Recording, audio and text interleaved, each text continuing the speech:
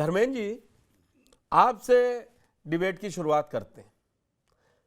अरे कल मैंने इंटरव्यू किया रामजीलाल सुमन का सुबह 9:30-10 बजे। तब उन्होंने कहा कि मेरी कोई भावना नहीं थी किसी को ठेस पहुंचाने की, और किसी को अगर गलत लगा है तो वो ठीक नहीं है, मैं किसी की भावनाओं को, मैं क्षत्रियों का भी सम्मान करता हूं, और सारी बातें कही।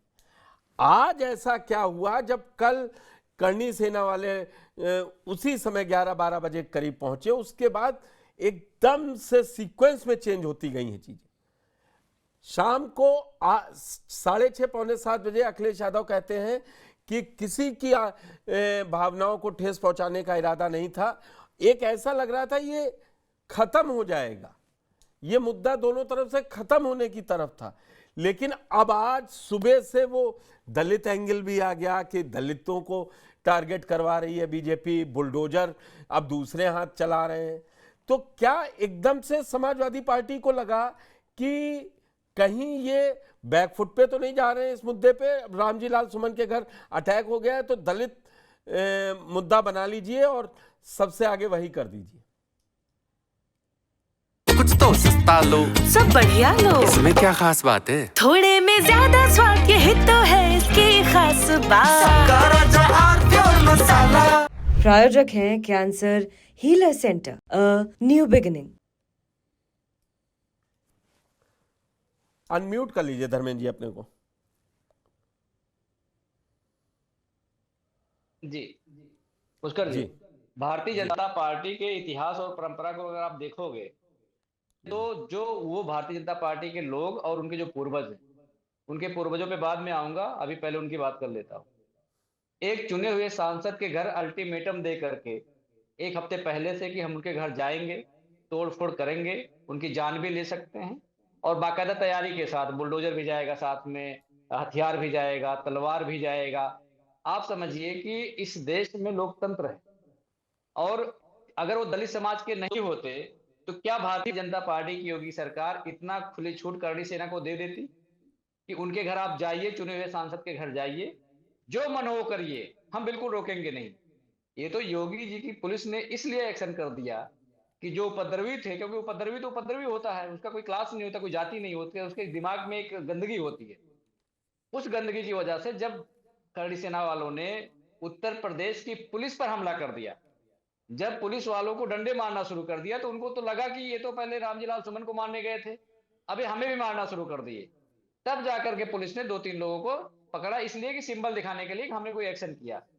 और जिस शहर में मुख्यमंत्री योगी आदित्यनाथ खुद ही हो, 200 मीटर की दूरी पर वहां उनका कार्यक्रम चल रहा हो, और वहां पे इस तरह से कानून को हाथ में लेने की हिम्मत कैसे हो सकती है किसी के अंदर?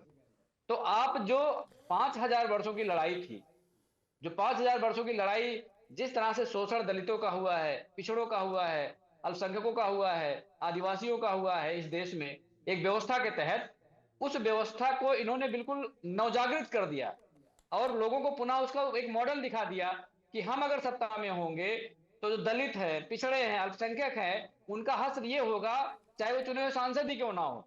जो हम सुनते थे कि कोई दलित कहीं पानी पी लिया स्कूल के अंदर और उसे पीट पीट कर स्कूल के टीचर ने मार डाला, ये भी घटना हम सुन लेते हैं।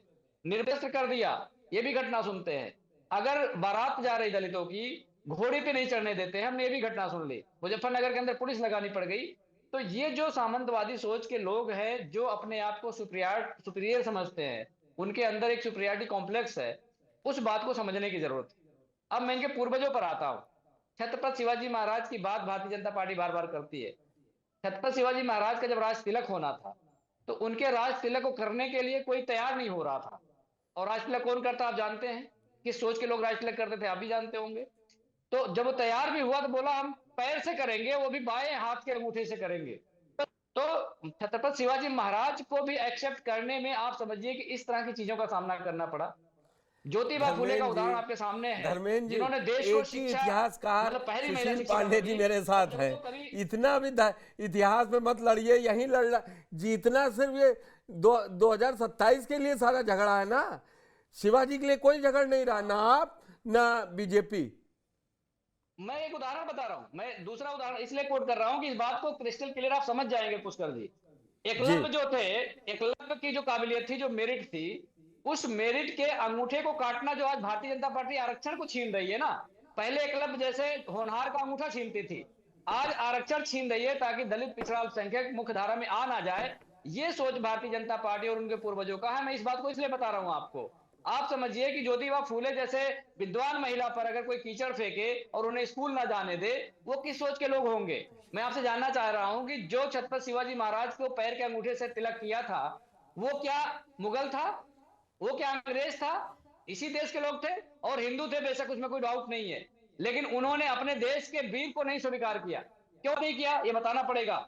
एकलव्य इसी देश के थे, हिंदू थे, उनका अंगूठा मांगने वाला भी हिंदू था। क्या अंगूठा धर्मेंद्र काटकर विकसित भारत बनाने धर्मेंद्र जी, परंपरा चलेगी? बड़ी डिबेट अंगूठा मैंने काटने से आपके विकसित साथ भारत नहीं की। बनेगा। आज इतिहास पे जितना ज्ञान आप भाजपा को दे रहे हैं, इतना ज्ञान नहीं दिया। मतलब आज आप रामजीलाल सुमन के घर पर अटैक को सीधे पिछड़े और दलित से जोड़े दे रहे हैं और पूरी मानसिकता बताए दे रहे हैं।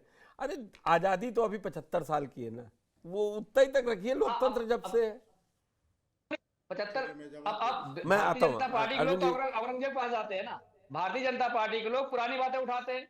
मुगलों के समय जब मुगल आक्रांता इस देश के अंदर आए, मैं दावे के साथ कहता हूं, अगर डीएनए टेस्ट हो जाएगा भारतीय जनता पार्टी और उनके पूर्वजों का, तो आप देखोगे मुगलों का निकलेगा और आपके अंग्रेजों का निकलेगा।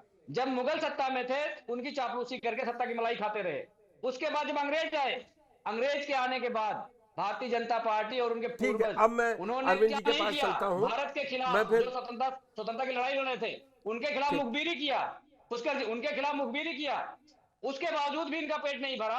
चापलूसी करते थे, दलाली भी करने चले गए और लास्ट में जाके माफी मांगी, पैरों पे आकर के माफी मांगने के बाद भी नहीं रुके कि साहब मुझे पेंशन दे दो। अरे भारत के लोग जो भारत की आजादी में लड़े थे, अपने कनपटी में पिस्टल की गोली खा लिए थे, माफी मांगने नहीं गए थे। ठीक, फांसी ठीक, चढ़ गए, माफी मांगने नहीं गए थे। इनका इतिहास अरविंद है, ये जी, कायरो का इतिहास है इनका। और ये बात अरविंद मैं खुद जी, नहीं कह रहा हूँ, समाजवादी पार्टी भारतीय जनता पार्टी के कितना बड़े सांसद हैं। एग्रेशन में है। कि मोदी का सिर्फ कल की घटना जिसको अगर आप लोग रोक देते,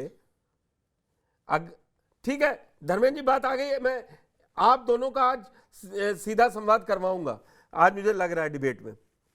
अरविंद जी, देख रहे हैं आप, कल उस संबंध घटना के बाद से ऐसे फ्रंट फुट पर आए हैं पूरी समाजवादी पार्टी, जो 21 तारीख की हुई घटना तक 25 तारीख तक शांत बैठे थे।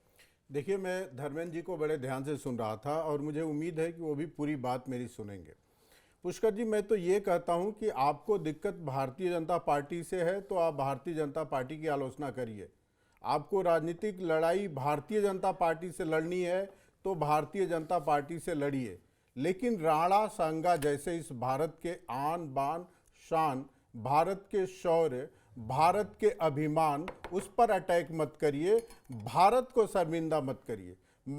राणा प्रताप हो, महाराणा प्रताप हो, शिवाजी हो, ये हमारे महापुरुष हैं, लेकिन समाजवादी पार्टी बार बार भारत के महापुरुषों को अपमानित करने का काम करती है। और ये काम वो इसलिए करती है कि समाजवादी पार्टी को लगता है कि यदि हम भारत के आक्रांताओं का, मुस्लिम आक्रांताओं का महिमा मंडन करेंगे तो भारत के मुसलमान खुश हो जाएंगे और इनका वोट बैंक बढ़ेगा। ये न केवल भारत का अपमान है, भारत के महापुरुषों का अपमान है, साथ साथ भारत के मुसलमानों का भी अपमान है। धर्मेंद्र जी, आप कह रहे थे कि डीएनए परीक्षण हो तो मुगलों का डीएनए निकलेगा। मैं दावे के साथ कहता हूं और चैलेंज देता हूं, हैसियत हो तो अखिलेश यादव को सुनाइएगा मेरी बात को, भारत के मुसलमानों का भी डीएनए टेस्ट करा लीजिए। भारत में जितने भी लोग रहते हैं सबका डीएनए एक है। भारत में हिंदू हो, मुस्लिम हो, ईसाई हो, सबका डीएनए भारतीय है। आपके मानसिकता का डीएनए मुगलिया हो सकता है। और मैं आपको कहूंगा पुष्कर जी, जरा आदरणीय अखिलेश यादव जी का आज का बयान सुनिए। उन्होंने आज कहा है कि भारतीय जनता पार्टी के लोग गौशालाओं को बढ़ावा देकर प्रदेश में दुर्गंध फैला रहे हैं। आप बताइए, जिसके वंशज कृष्ण गोपाल के नाम से जाने जाते हैं, उनकी प्रसिद्धि है कि गायों की रक्षा के लिए गायों का पालन किया। आज शर्मनाक है समाजवादी पार्टी और खासकर मुलायम सिंह यादव जी के परिवार के लिए कि उनका एक वंशज कह रहा है कि भारतीय जनता पार्टी गौशालाओं से दुर्गंध फैला रही है। ये दलितों की बात कर रहे थे। पुष्कर जी, आपके माध्यम से पूछना चाहता हूं, उत्तर प्रदेश में बहन मायावती से बड़ी दलित नेत्री कौन है, बड़ा दलित नेता कौन है? लेकिन इसी समाजवादी पार्टी ने, और मैं अपने शब्द नहीं मायावती जी के शब्द कर रहा हूं, उनकी हत्या करने का काम और उनके साथ बलात्कार कराने का काम की कोशिश कराने का काम समाजवादी पार्टी ने किया है। उसका केस अभी भी लंबित है। और आप रिकॉर्ड उठा के देख लीजिए, समाजवादी पार्टी की जब जब सरकार बनी है, उत्तर प्रदेश में सबसे ज्यादा अत्याचार दलितों के साथ, मजलूमों के साथ हुआ है। क्योंकि समाजवादी पार्टी आती है तो गुंडों को प्राथमिकता देती है, और गुंडे हमेशा कमजोरों पर अत्याचार करते हैं। ये समाजवादी पार्टी का इतिहास है। Bharatiya Janata party law and order की सरकार चाहती है। कुछ तो सस्ता लो, सब बढ़िया लो, इसमें क्या खास बात है? थोड़े में ज्यादा स्वाद, यही तो है इसकी खास बात। प्रायोजक हैं cancer healer centre, a new beginning.